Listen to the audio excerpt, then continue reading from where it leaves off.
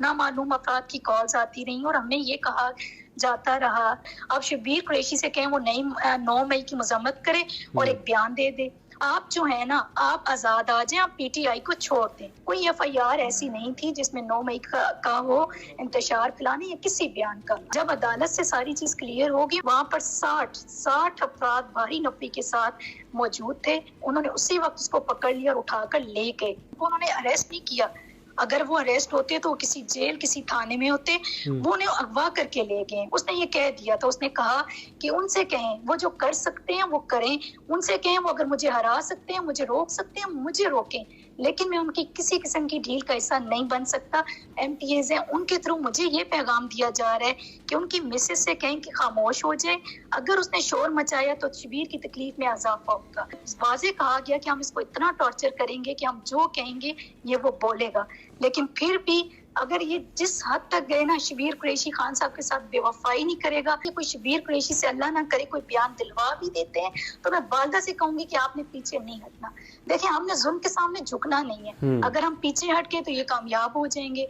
जी अस्सलाम वालेकुम नाज़रीन, siyaset.p की आप देख रहे हैं। जमाल अहमद आपके साथ हूँ। रबिया मलिक साहिबा मेरे साथ मौजूद हैं, पाकिस्तान तहरीक इंसाफ के रहनुमा। शबीर कुरैशी साहब की वाइफ हैं। शबीर कुरैशी साहब इस वक्त कहाँ पर हैं, इनसे जानते हैं, मामलात क्या चल रहे हैं इनसे जानते हैं। रबिया साहिबा अस्सलाम वालेकुम। वालेकुम अस्सलाम। मैडम, शबीर कुरैशी इंतखाबात लड़ रहे हैं। कल खबरें चल रही थी कि हाई कोर्ट मुल्तान बेंच के बाहर से ही उनको गिरफ्तार कर लिया गया। आज पेश भी नहीं किया गया गालिबन किसी अदालत में, तो कुछ इन्फॉर्मेशन है कहाँ पर है वो? जी बिल्कुल, मैं आपको इस हवाले से बता दूं। सबसे पहले तो मैं एक चीज आप सबको ये बताना चाहती हूँ और ये चीज क्लियर है कि बड़े अरसे से जो है उनको शबीर कुरैशी की तलाश थी। प्रेशराइज हमें किया जाता रहा, शबीर कुरैशी को भी, फैमिली ज़राए के मुताबिक भी, मुझे भी नामालूम अफराद की कॉल्स आती रही और हमें ये कहा जाता रहा कि आप जो है ना, आप आजाद आ जाएं, आप पीटीआई को छोड़ दें। ठीक है, अब शबीर कुरैशी से कहें वो नई 9 मई की मजम्मत करे और एक बयान दे दे। और अगर वो ये बयान नहीं देता, जिस दिन भी ये हमारे सामने आया, हमारे हत्थे चढ़ गया, तो इसका हम बहुत बुरा असर करेंगे।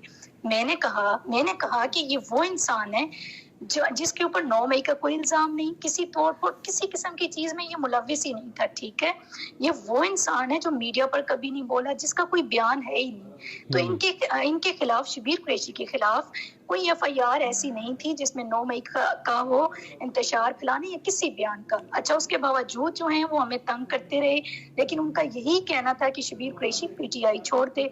और दूसरी चीज, कल जब शबीर कुरैशी के जो कागजात है, मैं ये चीज आपको पहले बता चुकी थी कि उन्हें हमें तंग किया जाता रहा, हमारे वकील साहब को तंग किया जाता रहा, उनके कागजात कबूल नहीं हुए।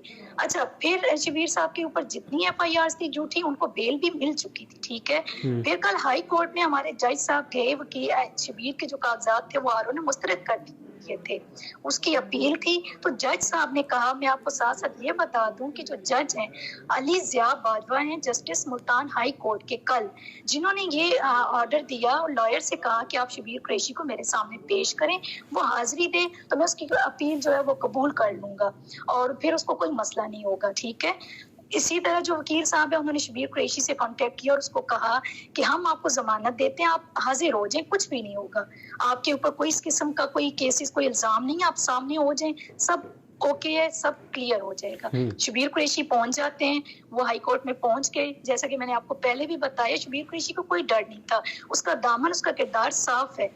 ठीक है, लेकिन उसके बावजूद मुखालिफ लोग ये कहते थे कि ये इश्तिहारी है, ये छुपा हुआ है, ये मफरूर है, ये सामने क्यों नहीं आते। वो कल अदालत में सामने आए। जब अदालत से सारी चीज क्लियर होगी, उनकी अपील्स कबूल हो चुकी हैं, उनके ऊपर किसी किस्म का कोई एलिगेशन कुछ भी इनके पास नहीं था। ठीक है, शबीर कुरैशी साहब चुप करके खामोशी से अदालत से निकल जाते हैं। और मुझे जो थी, ये एग्जैक्टली वर्ड्स हैं हमारे वकील साहब के, चैम्बर में जो है ऑफिस था वकील का, वहां से वो इसको निकाल रहे थे। 20 साहब लॉयर्स थे और अपनी तरफ से सेफ्टी करके कि किसी को पता ना चले, शबीर कुरैशी महफूज ठिकाने पर पहुंच जाए। लेकिन जनाब, जब वो बाहर निकलते हैं, चैम्बर में पहुंचते हैं, वहां पर 60 अफराद भारी नफी के साथ मौजूद थे। उन्होंने उसी वक्त उसको पकड़ लिया और उठाकर ले गए। सीसीटीवी तोड़ दिया, रिकॉर्ड खत्म कर दिया गया और हमारे लॉयर्स के फोन भी छीन लिए गए। ये सूरत हाल थी कल की। और चैम्बर में से अरेस्ट किया गया है शबीर कुरैशी को? بالکل بالکل میرے وکیل صاحب ہیں وہ بھی آپ سے رابطہ کر سکتے ہیں. جہاں پر ان کا کوئی آفس تھا ہائی کورٹ سے نکلتے ہوئے باہر جب وہ آگے گئے ہیں جہاں پر ان کے بارز ہوتے ہیں وہاں سے پکڑایا گیا ہے. وکیل صاحب کی کوشش تھی کہ ہم شبیر قریشی کو خاموشی سے نکلوا دیں, وکیلوں کے ساتھ ہی کوئی مطلب کسی کو شناخت نہ ہو, لیکن اس کے باوجود انہوں نے ان کو اٹھا لیا. کچھ معلوم ہے کون سے کیس میں شبیر اریسٹ ہوئے ہیں اور کس نے اریسٹ کیا ہے؟ جی دیکھیں مجھے جس چیز کا افسوس اور دکھ ہے, ہمارا یہی رونا دھونا ہے کہ کسی کیس میں وہ اریسٹ ہیں ہی نہیں. ان کو انہوں نے اریسٹ نہیں کیا. اگر وہ اریسٹ ہوتے تو وہ کسی جیل کسی تھانے میں ہوتے. وہ انہیں اغوا کر کے لے گئے, ان کے اوپر کوئی کیس کچھ بھی نہیں ہے, اس لیے ان کو اغوا کیا گیا ہے. اور اغوا کیوں کیا گیا ہے؟ اسی لیے کہ کیونکہ دیکھیں میں آپ کو ایک چیز پہلے بتا چکی ہوں کہ لیگلی وہ شبیر قریشی کو الیکشن کانٹیسٹ کرنے سے نہیں روک سکتے تھے. لیگلی وہ شبیر قریشی کے کاغذات مسترد نہیں کر سکتے تھے کیونکہ شبیر قریشی کے اوپر کوئی ایلیگیشن کچھ بھی نہیں تھا. وہ ثابت نہیں کر سکے. شبیر قریشی کو باعزت ہر چیز سے بری کیا گیا ہے. اس کے بعد اس لیے انہوں نے جو ہے اپنے اونچے ہتھ کنڈوں پر آئے اور انہوں نے اس کو اغوا کیا تاکہ اب اس کے اوپر تشدد کریں, جبرن اس سے کوئی بھی اپنا بیان دلوائیں. اور میں آپ کو یہ بھی بتا دوں کہ مجھے نامعلوم افراد کی کالز آ چکی تھی. 2 دن پہلے میں نے آپ کو بتایا, کل میں نے ایک بیان بھی آپ کی آپ کی ایک ویڈیو بھی سامنے آپ نے بتایا کہ آپ کو کالز آئی اور کہا گا کہ اس کو روکیں ورنہ بچت نہیں ہوگی. اس کا پس منظر کیا ہے, ذرا اس حوالے سے پلیز بتائیے گا. جی میں آپ کو اس کا پس منظر بتاتی ہوں. اس کا پس منظر یہ ہے, ہمیں یہ کہا گیا, مجھے کہا گیا کہ آپ اپنے, میں آپ کو پہلے بھی بتا چکی ہوں, مین ان کا موقف یہی تھا کہ Shabbir Qureshi P T I کے ٹکٹ کے اوپر این اے کے الیکشن کانٹیسٹ نہ کرے. ٹھیک ہے, ان کا مین خوف یہ ہے کہ شبیر قریشی این اے پہ نہ لڑے, ایم پی اے پہ بے شک لڑ لے, نون لیگ کے لیے ان کو ایم این اے کی سیٹ چاہیے. اور ان کا یہ خوف تھا کہ شبیر قریشی کی ہوتے ہوئے کسی صورت جو اس کا مخالفین ہے, جو ہنجرائے ہیں نون لیگ کے, وہ انتہائی نالائق, کرپٹ اور کمزور کینڈیڈیٹ ہے, وہ نہیں جیت سکتے. تو یہ سارا پریشر وہ تھا. اور پھر مجھے یہ کہا گیا کہ آپ اپنے شور کو سمجھا لیں, ہماری بات مان لیں, آپ اس سے منوا لیں. اگر وہ نہیں مانتا, جس دن وہ آدھا گھنٹہ بھی ہمارے ہتھے چڑھ گیا, تو ہم نے اس کا وہ اشر کرنا ہے کہ پھر آپ لوگ یاد رکھیں گے. آپ نے شبیر کو نہیں بتایا کہ اس طرح کالز آ رہی ہیں, منع کیا جا رہا ہے کہ نیشنل اسمبلی پر نہ لڑیں, صوبائی پر لڑیں؟ جی بالکل میں نے شبیر کو بتایا, میری شبیر سے بات ہوتی تھی, میں اس کو سمجھاتی تھی, لیکن وہ جو انسان ہے وہ ایک اور طرح کا انسان ہے, اس کی ایک اپنی سوچ تھی. اس نے کہا کہ میں حق کے ساتھ کھڑا ہوں, مجھے ہار جیت سے کچھ نہیں لینا دینا. اس نے کہا کہ خان صاحب ایک سچے اور ایماندار لیڈر ہیں. میرے خان نے کوٹ ادو جیسے پسماندہ علاقے کے لیے ایسے کام کروائے جو آج تک زرداری اور نواز شریف نہیں کروا سکے, شریف خاندان نہیں کروا سکے. خان صاحب کا بڑا احسان ہے میرے حلقے کے غریب لوگوں کے اوپر, تو میں نے بس اس کے ساتھ وفا نبھانی ہے. مجھے ہار جیت سے کوئی خوف نہیں ہے. اس نے یہ کہہ دیا تھا, اس نے کہا کہ ان سے کہیں وہ جو کر سکتے ہیں وہ کریں, ان سے کہیں وہ اگر مجھے ہرا سکتے ہیں, مجھے روک سکتے ہیں, مجھے روکیں, لیکن میں ان کی کسی قسم کی ڈھیل کا حصہ نہیں بن سکتا.